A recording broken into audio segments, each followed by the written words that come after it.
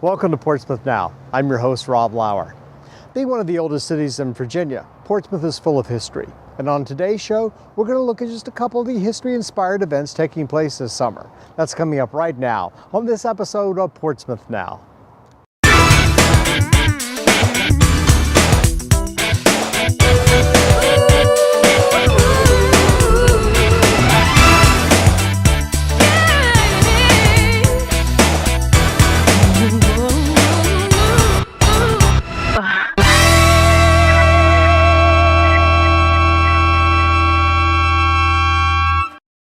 Welcome to Portsmouth Now. 2011 through 2015 marks the 150th anniversary of the American Civil War, a war that saw more American deaths than any other war in our nation's history. Because of the impact of that war, for the entire 4-year period, across the United States, special Civil War events are taking place, and Portsmouth is no exception. Since 2011, the Portsmouth Museums and the Portsmouth Historical Association has sponsored special annual events commemorating the effect of the Civil War on life in Portsmouth. The first event, which took place in May of 2011, was called Taking a Stand, and it included historical dramatizations of the various arguments one might have heard in Portsmouth in 1861 among all citizens over whether or not Virginia should leave the Union.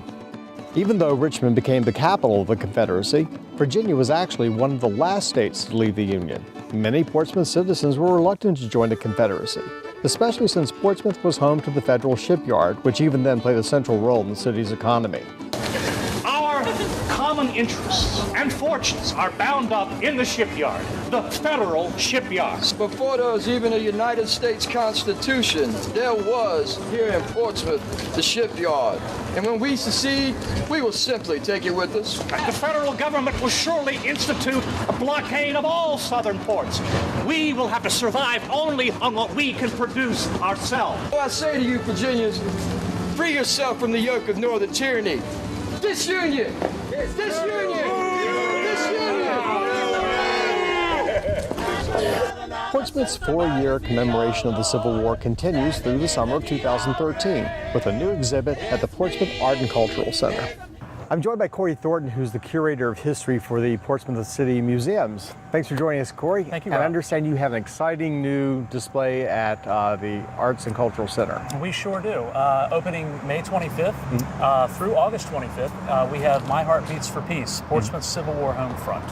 And we're going to talk about all the things going on outside of the battlefields, you might say behind the scenes, if you will, on the home front during the Civil War, right here in Portsmouth, and I'll add Norfolk County, which is also right on the outskirts of the city of Portsmouth during the war at that time. But now, this building, was this the courthouse for Norfolk County back Yes, at it that was. point? Okay. In fact, it's often referred to as the 1846 courthouse. And there looks like there's somebody from at least 1860 marching back and forth there. Yes, yes, interesting.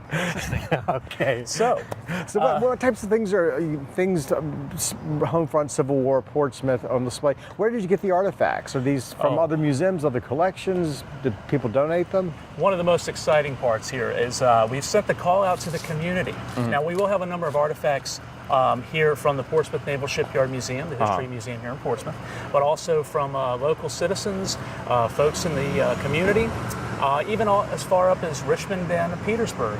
Putting the call out, folks offered to loan items from their collection based on some expectations that we had, and we went from there, and we've really gathered together a number of wonderful pieces that I think everyone's really going to enjoy. And you've been working on this for quite a while. This isn't just something you've been working on the last couple of months. This goes back maybe a couple of years. You've been about 2 years, maybe a little more. You know, all exhibits, when you're creating an exhibit, it starts off in theory, if you will, in the writing portion, the research and such, then the writing, of course, and then you can move through different stages. So yes, so about maybe 2.5 years ago, we really started focusing full force on things. Okay, and this is all, I guess, part of the 150th anniversary of the Civil War, which actually goes on for 4 years. It started in 2011. That's correct. And goes on through 2015. This is a large one here, the Sesquicentennial of the American Civil War. Yes, and it spans from 2011, as you said, through 2015.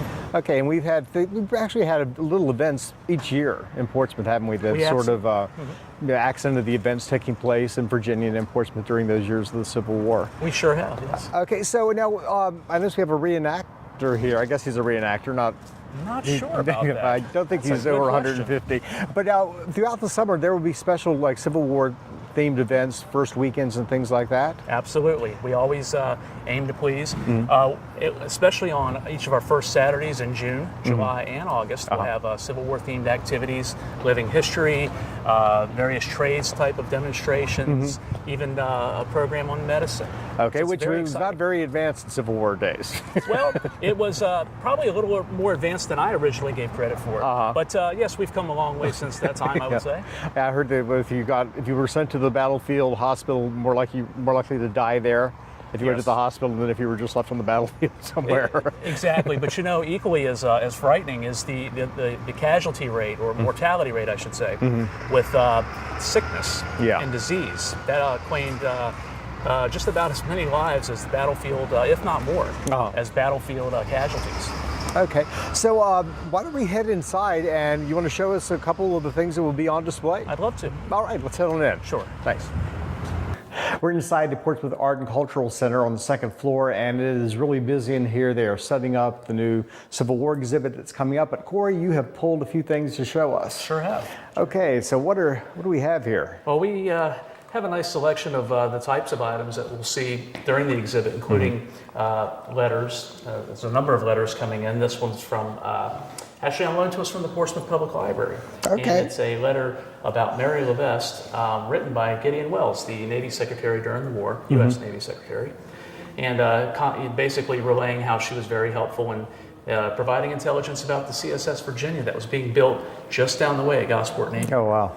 So we have a letter there. We also have a daguerreotype of the Hill brothers, and they were part of the family that resided at the Hill House over on North Street. Wonderful home. You should visit that sometime. Yeah, we feature them on our show quite often. Excellent. Yeah. We also have a crutch that was used by the U.S. Sanitary Commission. Okay, the Sanitary Commission. That sounds like people with little brooms sweeping up after horses, but I know it wasn't about that, was it? No, well, not too far off. There are no wrong answers. The Sanitary Commission was actually a civilian organization commissioned by federal legislation at the beginning of the war, primarily run by women who served from everything from raising funds for the venture, or raising donations and such, collecting donations, and you have them also serving as nurses and such. Basically, it was to look to the federal camps at the time to try to make them cleaner, more sanitary, so that the soldiers weren't getting sick as often, and that they had all these clean circumstances to recover in when they were recovering from battles and sicknesses and such. And then finally, one of the pièces de résistance, although they're all wonderful pieces, this is a young boy's Zouave outfit. Now, there was both North and South units would pattern their clothing at the beginning of the war after the French-style Zouave military uniforms that were pre-war, again, beginning in France. So these were very colorful, and what you start to see throughout the war are uniforms made for children. So they're obviously not going off to war at this age. However, this is somewhat of a way of showing support.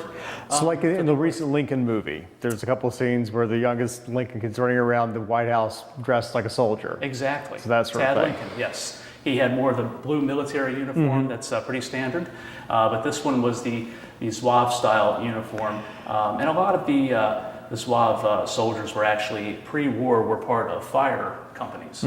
So again, they kind of incorporated that into. And in looking at this, I mean, you think something 150 years old. I assumed when you first pulled this out that this was a reproduction made like in the last 10 years. I mean, but the colors, it has really been taken care of, hasn't it? It looks brand new. It has, and I think the family took care of it, put it away after the child had grown out of it, obviously, and therefore, made sure to take care of it in the years since. And then you have collectors later on now, modern day, who take equally as good a care of it.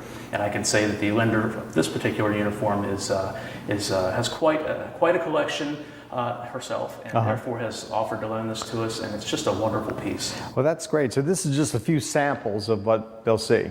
Okay, so give us the name of the exhibit again and when it opens. And the name of the exhibit is My Heart Beats for Peace, Portsmouth Civil War Home Front. It runs from May 25th through August 25th. All right. 2013. All right. Well, thanks for joining us to talk about it. Thank you, Rob. Corey, appreciate it. All right. All right. Our look at special history-related events taking place in Portsmouth this summer continues after this message, so stay tuned.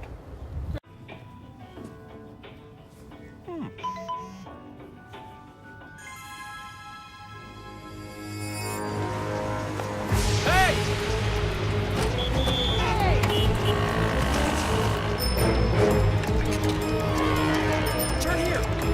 There. Excuse me.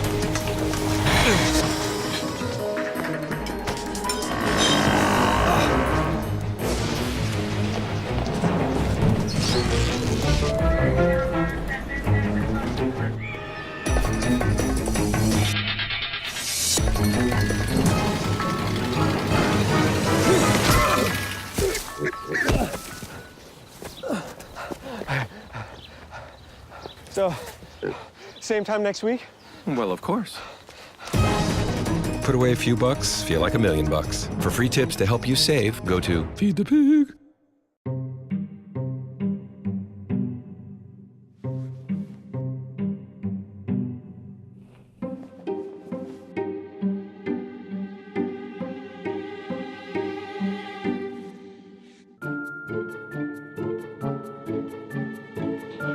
The smallest moments can have the biggest impact on a child's life. Ready or not, here I come. Take time to be a dad today. Daddy, I'm gonna find you.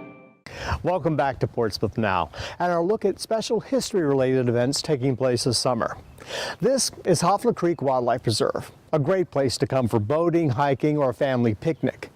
But did you know that this tranquil spot, tucked away in the suburbs of Churchland, was once the location of a British invasion of the United States and of one of the most decisive battles of the War of 1812?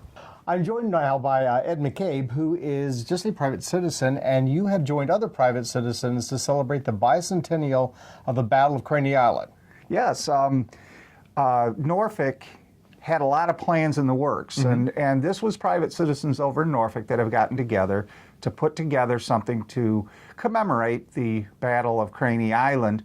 And when I heard that no one from Portsmouth was doing anything, I quickly Stepped up to the plate, joined forces with some local people, and put some plans into effect that we can commemorate it. Okay, great. Now, some people in the audience, I really didn't know till a few years ago, probably don't know much about the Battle of Craney Island. What exactly was the Battle of Craney Island? When was it? What war was it associated with? Can you give us some background information? The Battle of Craney Island was fought during the War of 1812.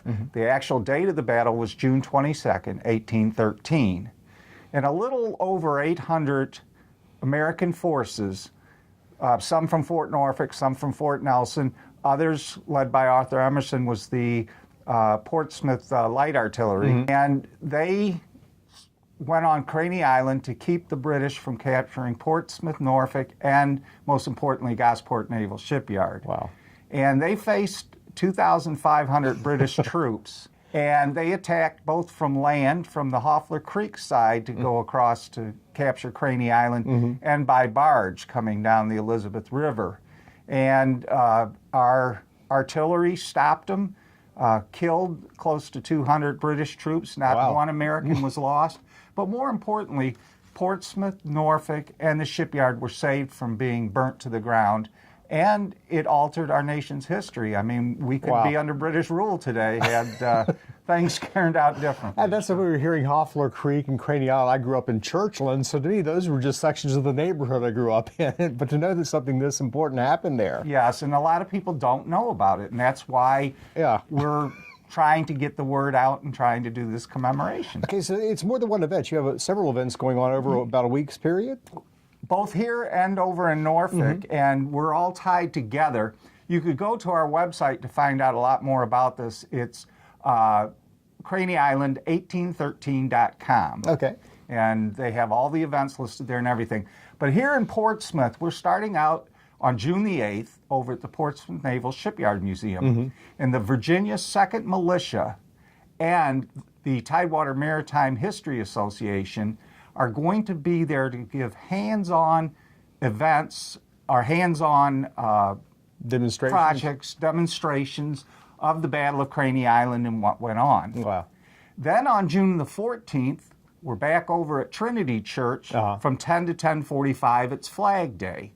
And during the Flag Day event, we're going to have 3 juniors from the 3 local area high schools.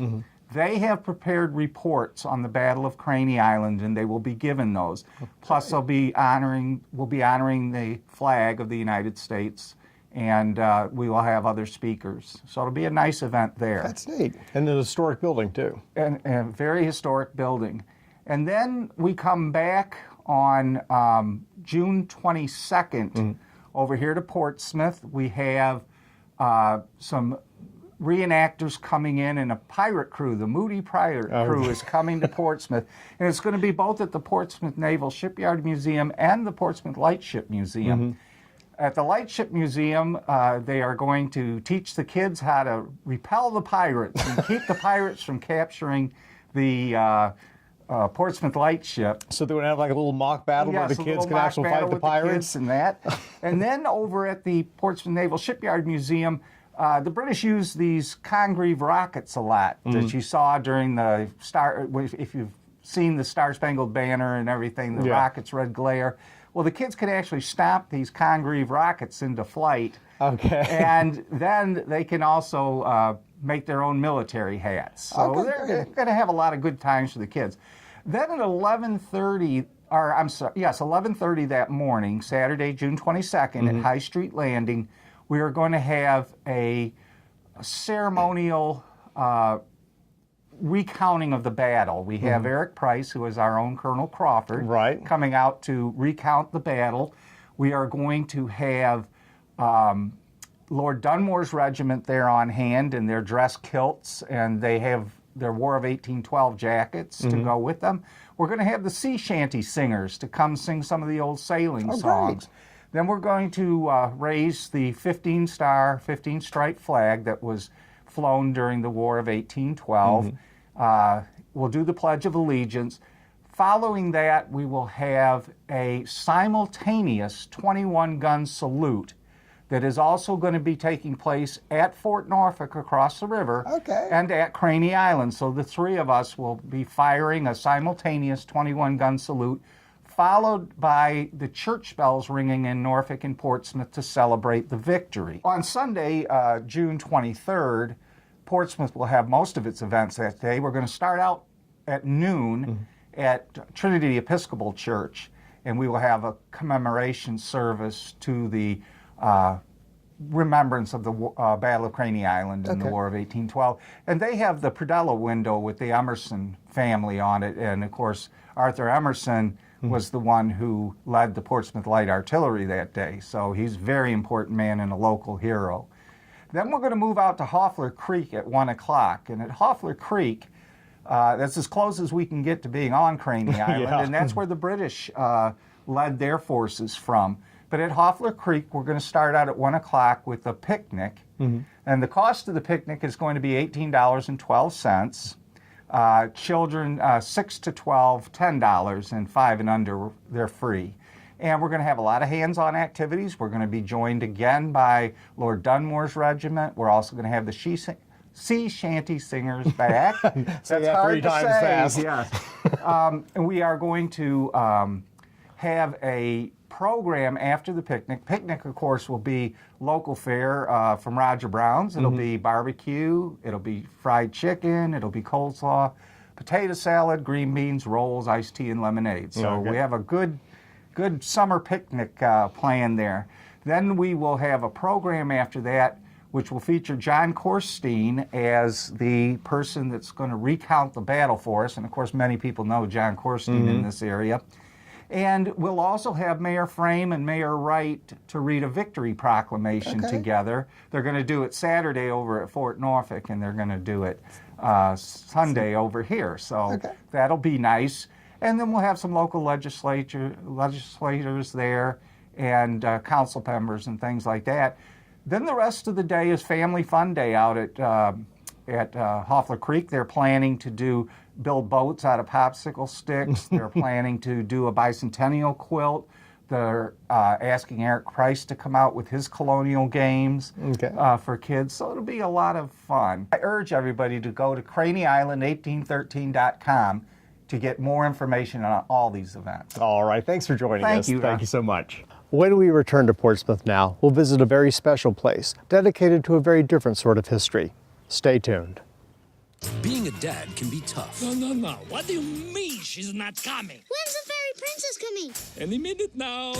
But when you're willing to do anything, It is I, Grooves Zinkerbell.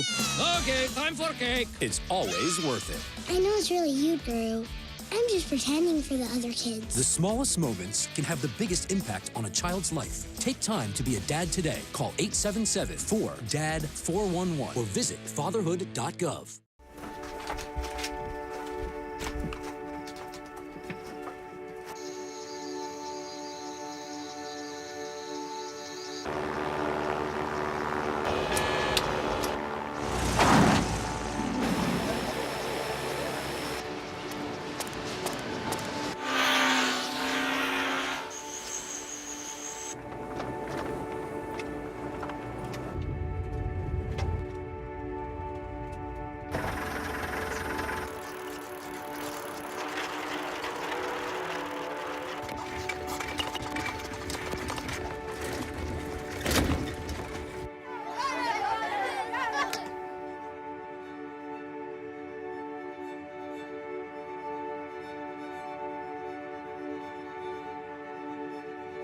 Jangan awal.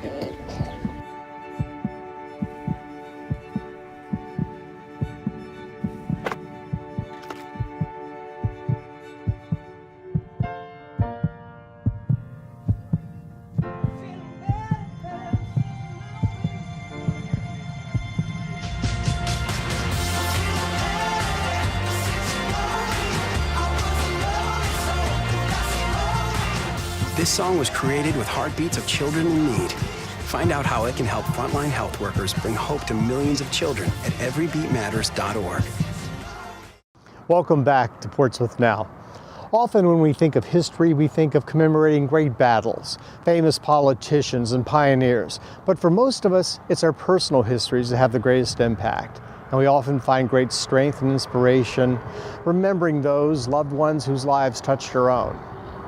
This is a place for such remembrances. It's called Reflection Walk, and it's located in Port Norfolk overlooking the Elizabeth River. It's maintained by the Port Norfolk Civic League, and from now until June 15th, people everywhere have a chance to become a part of this very special place. I'm joined by Nicole Macauley from the Port Norfolk Civic League. Now, you are heading up Reflection Walk. That's right, Rob. I'm the current chairperson of Reflection Walk Memorial Park. That's located down on Bayview Boulevard in Port Norfolk. And Reflection Walk is a park that was established in 2006. It was the vision of a lovely woman named Debbie Foytek, who is a longtime resident of Port Norfolk. And, it's a place which offers hope and inspiration for those people suffering from or who may have passed from cancer. Place to reflect for the families of those people as well. Okay, and there are bricks that are on the walk? There are. There's a lovely gazebo down there at Reflection Walk, and under the gazebo, laid down in the ground, are the engraved memorial bricks. Okay, and these are bricks that are memorial people who have passed from cancer? That's right, Rob. Either people who have passed or maybe even people who are currently fighting this terrible battle called cancer. All right. Now, how many years has this been in existence now? It's been since 2006. Okay. Debbie Foytek had the vision. She, again, is a longtime Port Norfolk resident. She had put enormous time and energy into developing Reflection Walk, which used to be just a roadway, and turned it into a very tranquil kind of park where people can go and, again, reflect and pay homage to those people who have suffered or have passed from cancer. She also had a number of volunteers who helped her along the way, a couple of longtime Port Norfolk residents, Madeline Grimes and Linwood Grimes. And if you visit down at Reflection Walk, there's a bell by the gazebo. It's called Mary Ellen's bell. And that bell was in honor of Mr. Grimes' mother, who passed of cancer. And he purchased that bell in her honor, and it stands there today. Okay, now I understand that currently I guess people can purchase bricks to be laid down? That's right. You can purchase bricks. We have 2 different sizes, 2 different prices, and all that information can be found on our website, www.portnorfolk.org. If you go to the main page, there's a link on the main page. If the person clicks on that, that will take them to the Reflection Walk page where they can download an order form, simply fill in the details. It's all self-explanatory. Send that in, and we take care of the rest. Okay, and they can have inscribed on a brick, I guess, the name of a loved one who is passed or is fighting cancer. Absolutely. Name, a little message perhaps, and then we process the brick orders. The deadline for those orders is June 15th, and our ceremony is held annually in September. Okay. Down at Reflection Walk. So by June 15th, if they go to the website, they can order the brick, and then it's officially laid with a ceremony in September? Absolutely. If they order the brick by June 15th, which is the cutoff date, they will be included in the September Memorial Brick Ceremony at Reflection Walk. Oh, this is wonderful. This really is. Yeah, it's lovely. Port Norfolk is a very vibrant community. We have a very active civic league, very dynamic leadership. We are a neighborhood of people looking out for one another, looking to make Port Norfolk a really beautiful and inviting place for people to come visit and live. Well, that's our show for today. To find out more about the events featured on our program today, or about any of the dozens of events taking place throughout the city, simply log on to www.portsvaevents.com and then come to Portsmouth, where if you give us a day, we'll give you a vacation. I'm Rob Lauer. Join me next time for another episode of Portsmouth Now.